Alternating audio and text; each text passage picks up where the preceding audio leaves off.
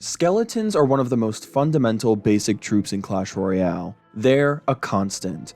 A card's power is partly determined by how well it can take out clumps of this troop. Skeletons came in lots of different ways.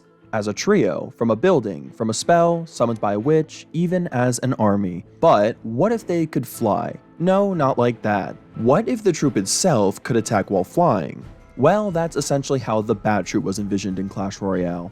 Bats are a flying unit that deal very little damage and have very little health. However, they're faster than skeletons, and of course since they can fly, many troops can't even attack them.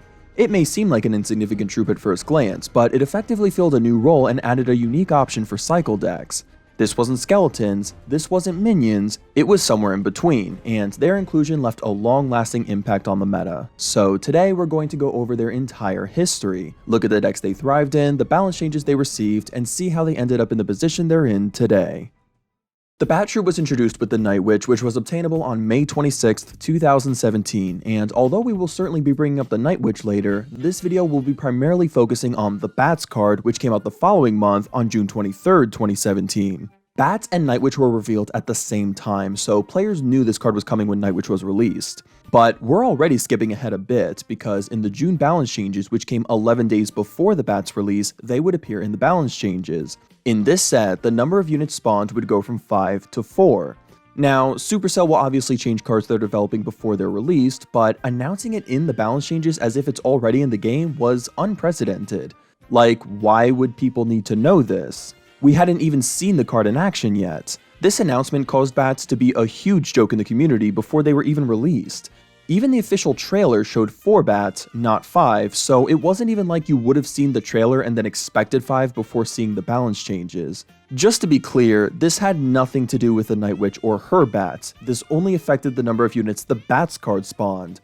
Supercell gave no official explanation for this balance change. Before we even talk about its place in the competitive scene, we need to take a step back. What exactly are Bats? What was their purpose, and what would they do? Well, they were most comparable to the Skeletons. Skeletons were a 1 elixir card that spawns 3 units, and each unit had the same hit speed, damage, and health as a Bat. Bats were clearly based off of them. Besides having 1 additional unit though, Bats could fly, meaning not only could they not be targeted by ground targeting units or spells, but they could also attack air units. They were like a more fragile but efficient version of minions.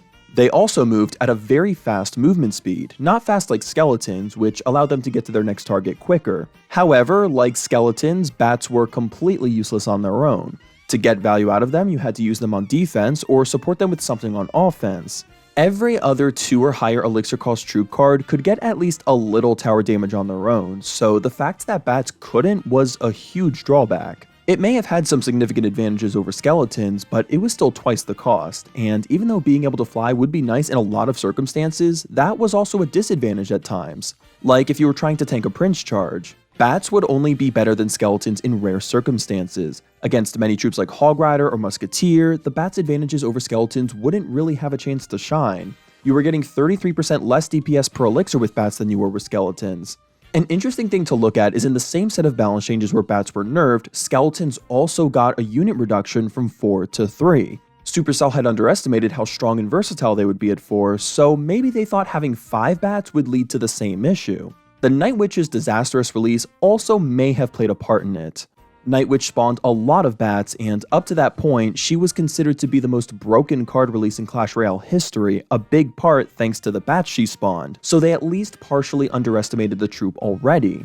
So this card wasn't exactly the most exciting release of all time, but how bad would it really be? Well, it ended the June season only appearing in 1 of the top 100 finishing ladder decks, which is really bad. They just didn't catch on like skeletons. They were boxed out by skeletons and minions. Also, cards like Zap and Ice Spirit were so prominent and they countered them well. Bats were too unreliable, and even if they did survive, they weren't really better than the alternatives. It was going to be tough to balance them though, since they would have to consider the Night Witch when taking action.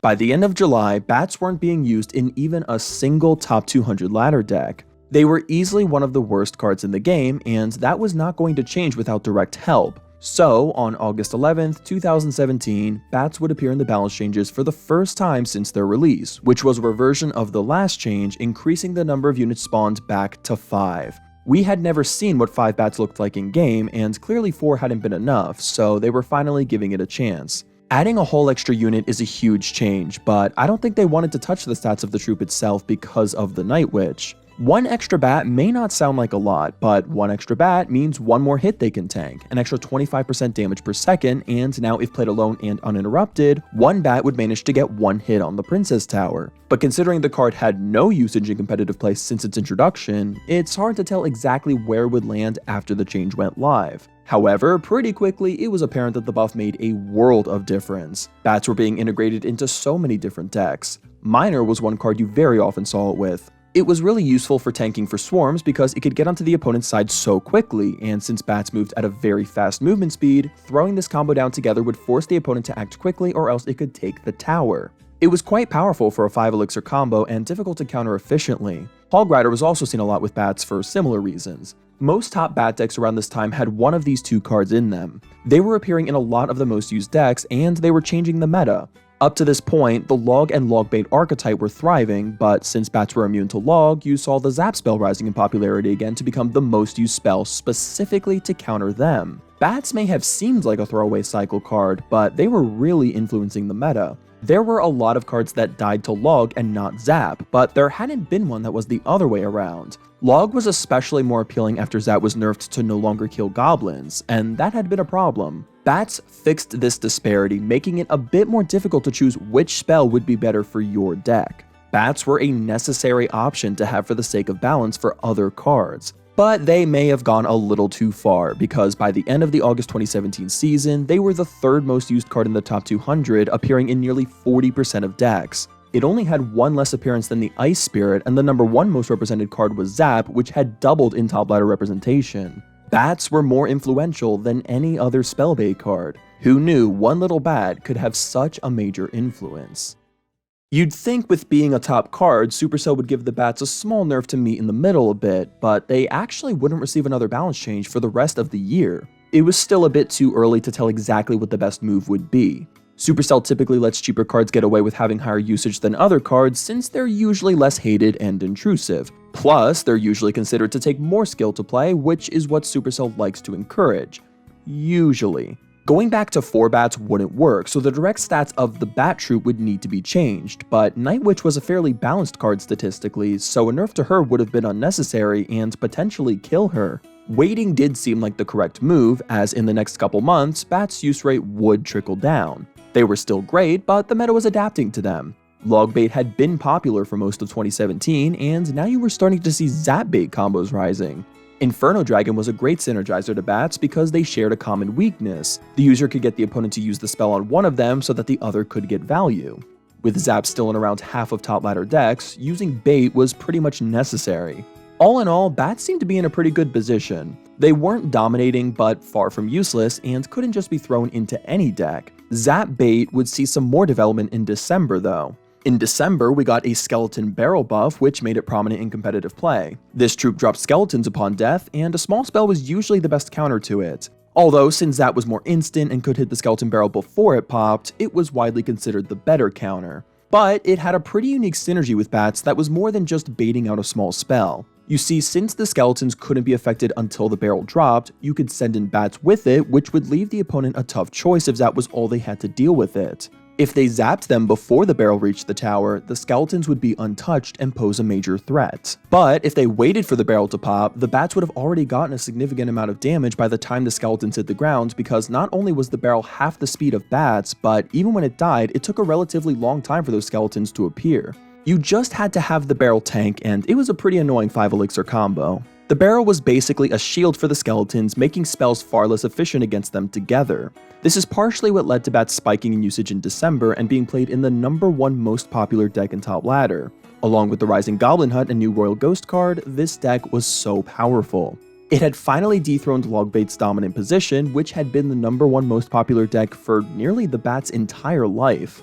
In this environment, bats could thrive to their fullest potential. Its synergizers were strong, and the demand for Zap was too high for it to keep up with. As a result, it was used in 30% of top ladder decks for the December season, and you have to remember this isn't just Zap bait. There was also a very popular Three Musketeers deck that had been going around that used bats, as well as a lot of minor decks.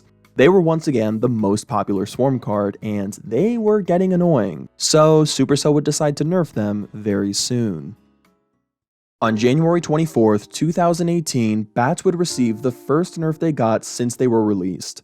They were simply too versatile and boxing out their competitors, but they weren't the most broken, so Supercell wouldn't go too hard. In this set, their hit speed was increased by 1/10 of a second, and their first hit attack time would be increased by 1/10 of a second. These stats had been consistent with skeletons, but for the sake of balance, they needed to separate them. With these changes going live, bats could no longer chip the tower on their own anymore. But they could still chip it if they attacked something and ended up crossing the bridge closer together. Overall, this was a standard nerf that was well deserved. For the first couple months of this change going live, bats fell off immensely. Aside from them getting nerfed directly, a lot of the cards it had been seen with had also been harshly nerfed. Heavy beatdown was becoming stronger, so you weren't seeing a ton of minor. In February, you pretty much only saw bats in this one popular Three Musketeers deck that had already been going around, and it wasn't even as popular anymore. Their usage was the lowest it's been since the August buff. They had their place, but it was much more niche. At least, that's what it was seeming like. Even in a heavy Prince meta, bats would eventually find their way to adapt. Bait as an archetype may not have been too hot right now, but the deck still relied on baiting out spells for certain cards to succeed. Mortar decks were also including tons of swarms, which often included bats. Basically, whenever you saw bats, you were very likely to see goblins and minion horde with them. After a small dip, you saw bats' rates return to a respectable range, a little higher than average, but nowhere near as prominent as before. That seemed to be a good spot for them to be in, but things would keep developing. Minions had been quite strong throughout the bat's life, continuously providing healthy competition, but they had been a little too strong for a while, especially the Horde. So in June 2018, they were nerfed by being given a staggered deployment. This made it so their initial damage output was much slower, and this was important for these cards considering they were so fragile and usually died quick. After this change, we started to see bats taking over for minions quite a bit more. It was an advantage that bats had now that they previously didn't. That's why we started to see bats rates trickle up in the latter half of the year. On top of what bats were already appearing in, you saw them being integrated into the types of decks that would typically use minions.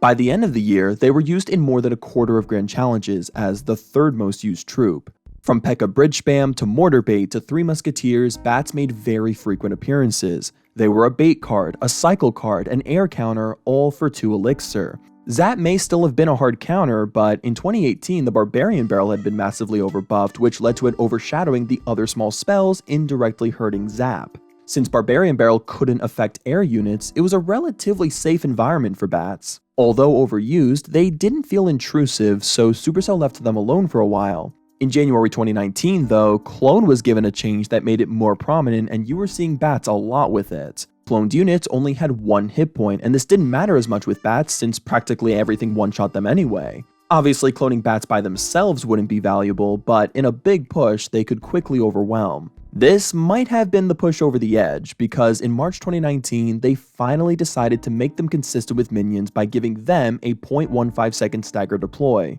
The balance between minions and bats had definitely felt better before they got that change, so making them consistent in that aspect again seemed like a no-brainer. Even after this happened though, bats still had really high usage. There was no noticeable drop in performance.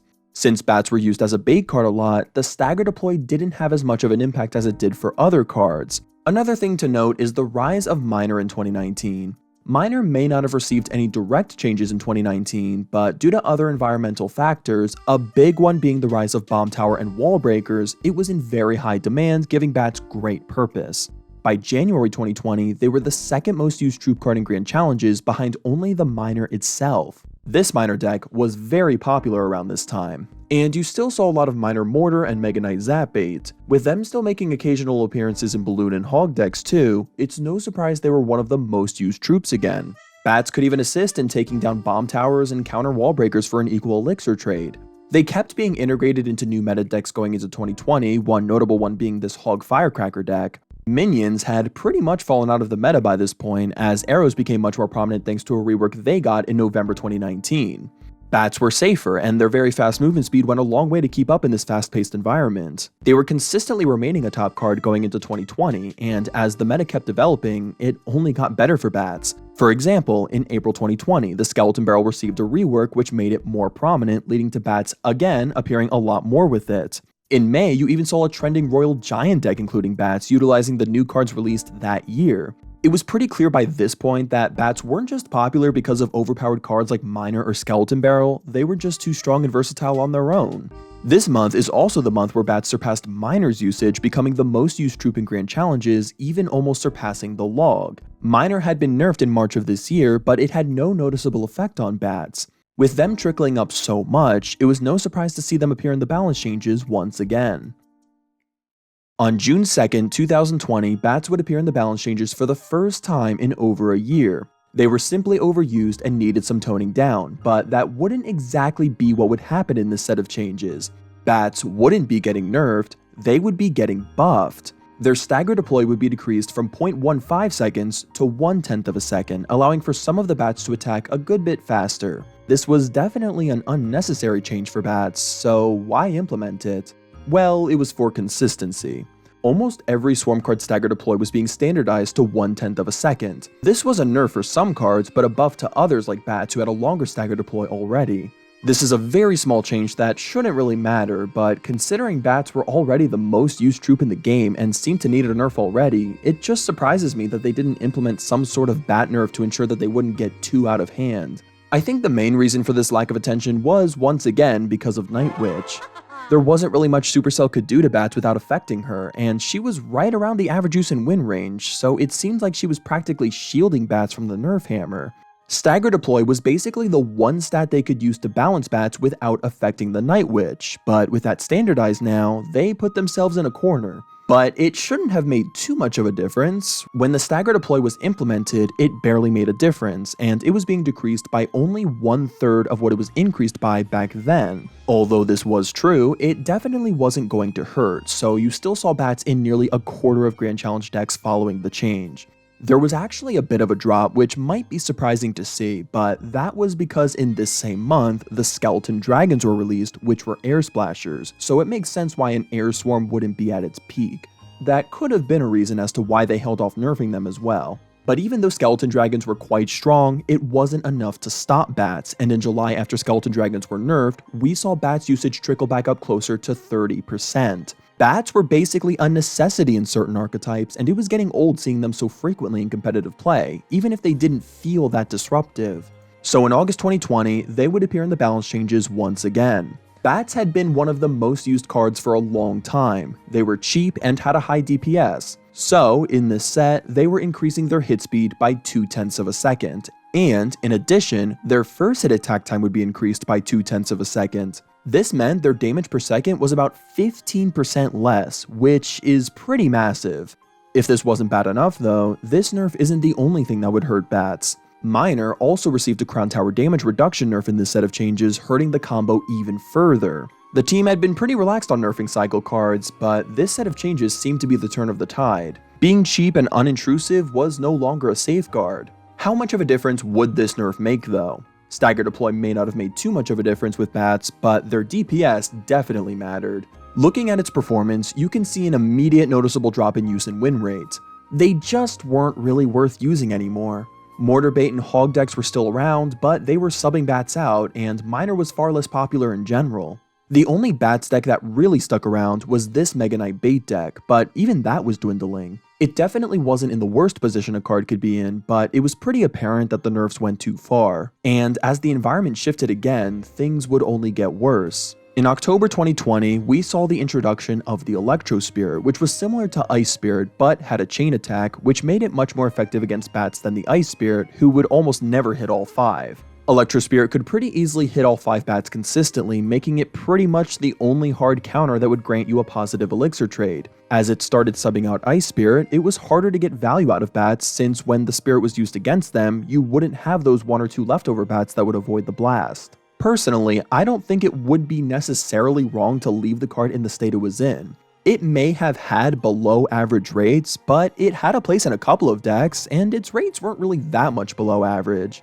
However, it was considered a healthy card that should be prominent by many, so Supercell decided to balance it one more time to finish off the year. On December 9th, bats would appear in the balance changes once again, and all that would happen in this set of changes is a reversion of the first hit attack time increase that it got back in August. Supercell realized that the hit speed nerf in itself was probably enough, so they wanted to see how having a version of bats in between the two previous versions would fare. It's definitely a generous buff, but with Skeleton Barrel and Graveyard being nerfed, two cards bats were seen quite often with, it was tricky to assess exactly how much better bats would be after these changes went live. Well, it's safe to say that this change helped a lot. Just 0.2 of a second faster on their first attack made a huge impact. On top of the decks you already saw it in still, you were seeing it in Royal Hogs and Miner again. Even a Goblin Giant Double Prince deck was including them. Overall, their usage basically quadrupled within a couple of weeks, and their win rate was excellent. They were used almost as much as they were before the August nerf.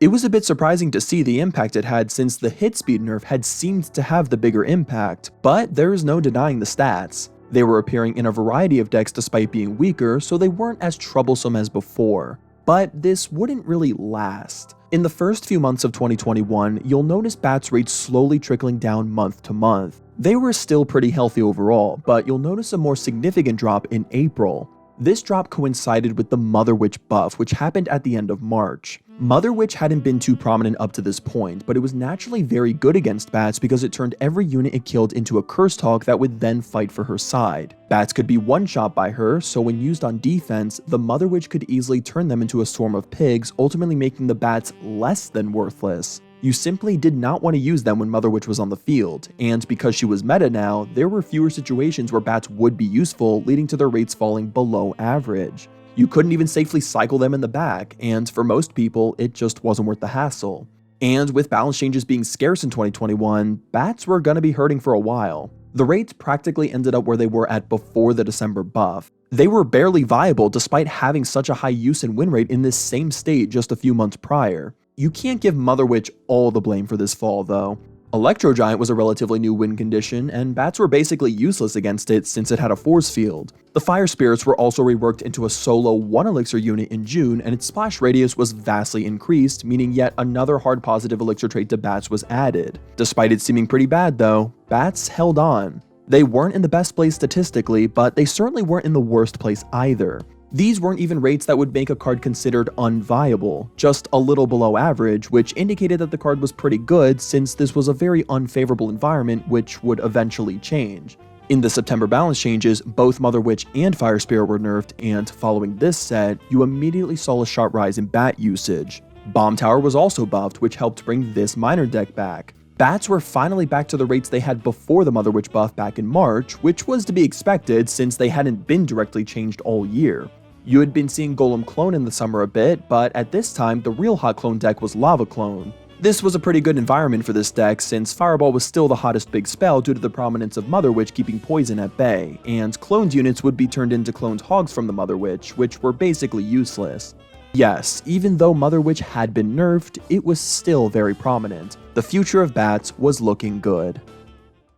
2022 wasn't a significant year for the bats, but there are some interesting developments to note. Swarms may not have been doing great in 2021 during the Mother Witch's reign, but things were changing going into the new year. Mother Witch had been harshly nerfed in December of the previous year, and the new Skeleton King champion had been added, whose ability was enhanced by more units dying. Things had flipped. One card basically killed swarms and another brought them back to life. Bats provided 5 units for 2 elixir, which was one of the best number of units to elixir ratio in the game, which was important for charging the Skeleton King's ability. This was a huge evolution for Mortar Bait. Throughout the majority of the year, the rates of bats were pretty much average.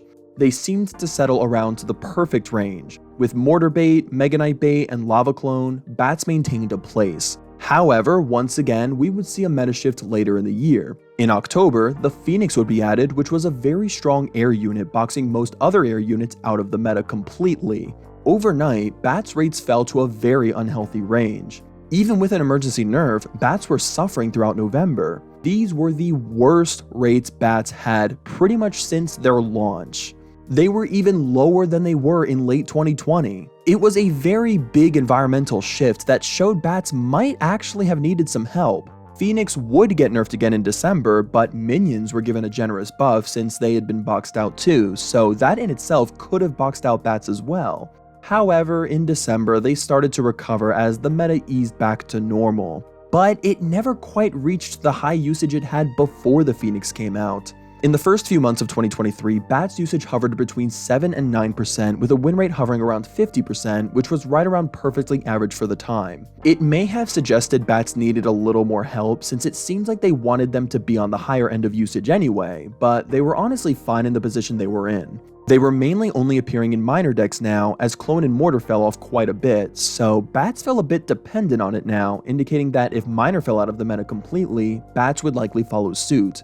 Luckily though, Minor wasn't going anywhere, so they were fine for now. Bats maybe could have used a small buff, but it wasn't urgent. Given that they've had better performances in this exact state before, it was best to leave it alone because another environmental shift could cause them to surge. And there would be some environmental shifts later in the year thanks to the introduction of evolutions. At first, it didn't seem like evolutions as a whole had a significant effect on Bats. They were able to adapt well with evolutions, but you didn't really notice a huge shift in their performance one way or the other. However, only a few months after the introduction of this new feature, Bats would get an evolution of their very own. This would come in October, just in time for the Halloween season. Of all the cards that seemingly deserved evolutions, I don't think Bats was near the top of many people's lists. So how would this change Bats? Every third play, you would get Evolved Bats, which had 50% more health than normal Bats, and at Tournament Standard, they would heal 76 HP every time they hit anything. Just for reference, the base Bats had 81 hit points at Tournament Standard, so they were healing over 90% of their base hit points every time they hit anything.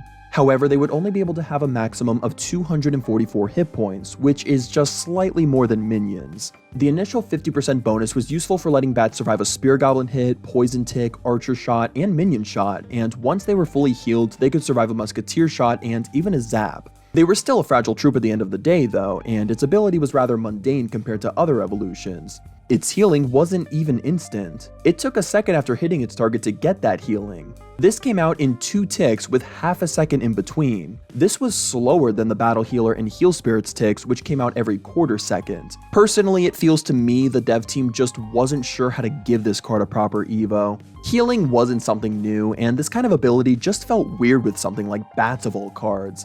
Like, at least something like a Witch uses magic and has powers that could make healing feel more natural to it, but Bats were just a basic common troop.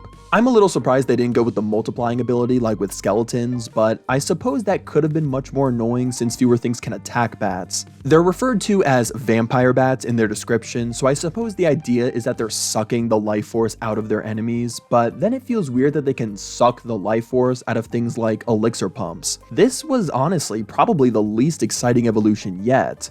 Even looking at the trailer where they tried to hype them up, they just look like normal Bats doing nothing special. But boring doesn't necessarily mean bad, so how would the Evolved Bats perform in game initially? Evolved Bats were pretty awful upon launch. They were certainly an improvement over the base Bats, but there just wasn't much of a reason to use these. Remember, you could only use 1 evolution per deck, and this was the 8th one. A lot of the time when you used the Evolved Bats, the opponent could pretty easily deal with them with a small spell before they could get any value, making them useless.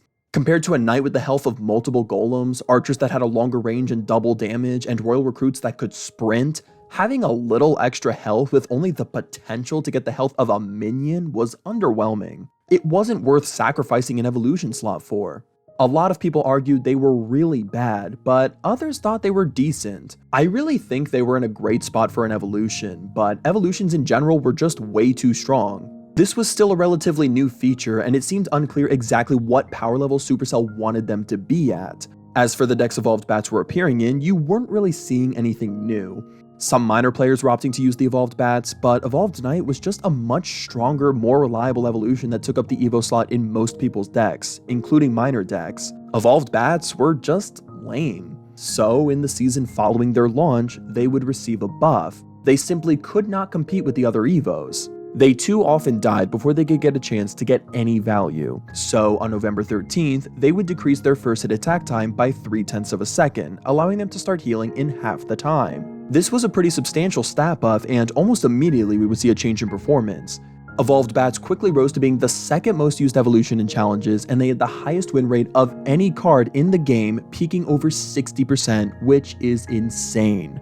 Rates like these indicated that the Evolved Bats were not only great, but overpowered. You had to react much faster as the defender to get rid of them. On top of still appearing with Miner, there was a new trending Goblin Giant deck utilizing the evolved bats, and there were some other top decks running them as well.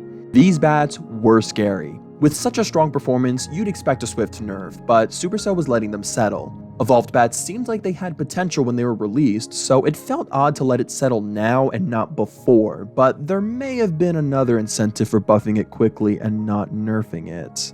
Ultimately, it did seem like the right call because the rates did settle the following month. November had been a crazy month with cards ravaging the meta that were far more problematic than bats, so obviously once those were properly toned down, there were going to be major shifts all around. The card was a little underused, but had an excellent win rate, and that was okay. The evolution did enough to keep the card useful among the other evolutions, but didn't feel like it changed the gameplay too much, so it's understandable why it was relatively underused. With a good amount of other options, why devote your evolution slot to bats of all things? That was really the main thing keeping their usage relatively low.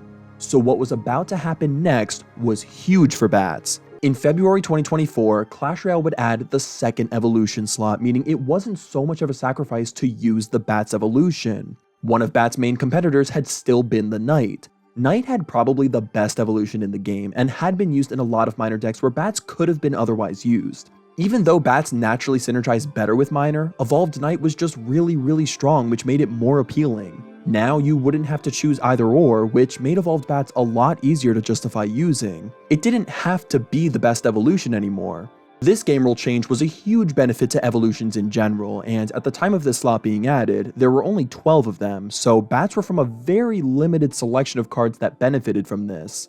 Practically overnight, their Grand Challenge usage quintupled. It was still the second most used evolution behind Knight, and it really went to show how much Knight was holding this card back before. On average, an evolution's usage should have doubled from this change. Bats had just about the biggest jump of any Evo though, and that partially happened because of Bats' flexibility. It wasn't as easy to throw something like Recruits into a Royal Giant deck or Valkyrie with Barbarians, but Bats worked in a variety of archetypes. They were flexible. And if you had the choice between regular minions and evolved bats, you're probably going to take the evolution. It came down to a fundamental flaw with evolutions that I've mentioned before. If they have no downside, then only certain cards having one makes the whole thing inherently flawed. Now it was less about bats competing with other evolutions and more about competing with other cycle and air defense units, which was a much easier fight. However, over the next few months, more strong and interesting evolutions would be added, so as this happened, you can notice a trickle-down of Evolved Bats usage. Evolved Bats did appear in some decks with some of the new ones, but overall it was worse even with no direct changes. Bats went from appearing in nearly 1 in 3 decks to having even worse rates than it did before the second slot was added. The team was just releasing so many overpowered evolutions, leading to Bats having the same issues they were having when there was only 1 slot. It was a very weird period where it just didn't seem like the team knew what they wanted evolutions to be, which made the future of Bats very unclear. Would they just keep releasing overpowered evolutions and nerfing them, making Bats fluctuate all the time? Or would they eventually buff Bats to keep them in the meta consistently? It didn't feel like Bats needed a buff, but if evolutions kept being released like this, it wouldn't be sustainable. That's why in May, they gave a complete overhaul to evolutions. Almost everyone would be balanced in some way to make them as a whole less overwhelming. So in this set, Evolved Bats' first hit attack time would be reverted back to 0.6 of a second to be consistent with normal Bats again, meaning they were the same as they were upon release. It doesn't make much sense from a balancing perspective to nerf this unit when its usage was so low, but given the greater context, it's much more understandable. There was a new standard for Evos, and Bats had to be adjusted to follow it. Supercell didn't want evolutions to have major stat increases anymore, which is why they changed the first hit speed stat specifically. They would still have their initial 50% health bonus though. At the end of the day, however, this was a fairly harsh nerf for a card that was already so low, so it was unclear exactly how the card would fare once the changes went live. Looking at the initial performance, you can see Evolved Bats actually had an uptick in usage. Bats may have been hurt, but other Evos were hurt a lot worse, and the standard of balance was completely different now. It's pretty hard to understand without going into depth a lot more about it, but this is a video about Bats, so I don't want to get too far off topic. Bats were once again in a much more stable position with their use rate hovering around 7 to 9% with a win rate around 50.